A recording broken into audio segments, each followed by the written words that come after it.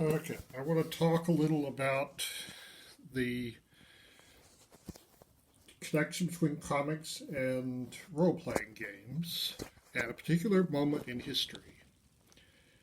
That during the time when Jim Shooter ran Marvel, it was, in my opinion, the peak of Marvel as far as quality goes. It wasn't the peak of sales for them, but it was the peak of quality.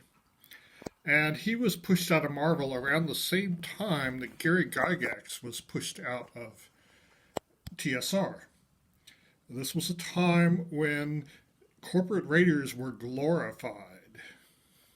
When I watch Pretty Woman now, I see that Richard Gere's a really bad person.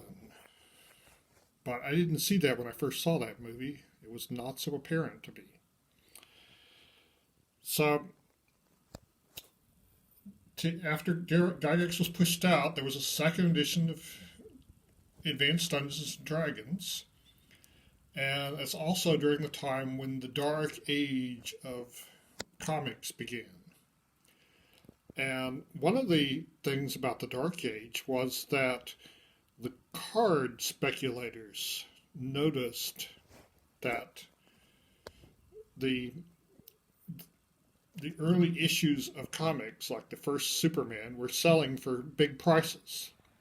Now, if you're not familiar with sports cards, they sell cards with pictures of sports figures, 3 or 4 of them with a little piece of bubble gum in packages.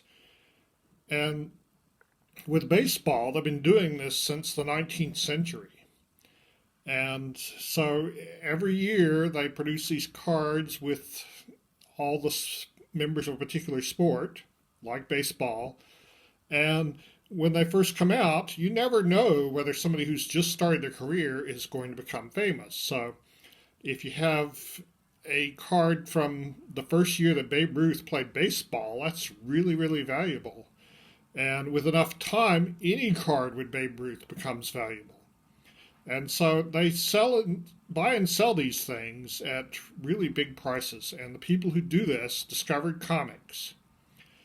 And so they would go to the store and buy 70 issues of a comic because the reviewer said the new Ghost Rider is going to be hot. And so the comic companies published enough to accommodate these people, which made them not valuable, and so it's made a comics bubble, which burst around the same time that TSR went into bankruptcy. And during the Dark Age, I was buying my comics and my game books at the same store. So the two were very linked in my mind. So when TSR went bankrupt, this was a very scary time because it looked like this might be the end of Dungeons and Dragons. It might go out of business with nobody having the copyright to the name Dungeons and Dragons. That it might be that it might become a collector's item like baseball cards. But the card companies started also accommodating this bubble.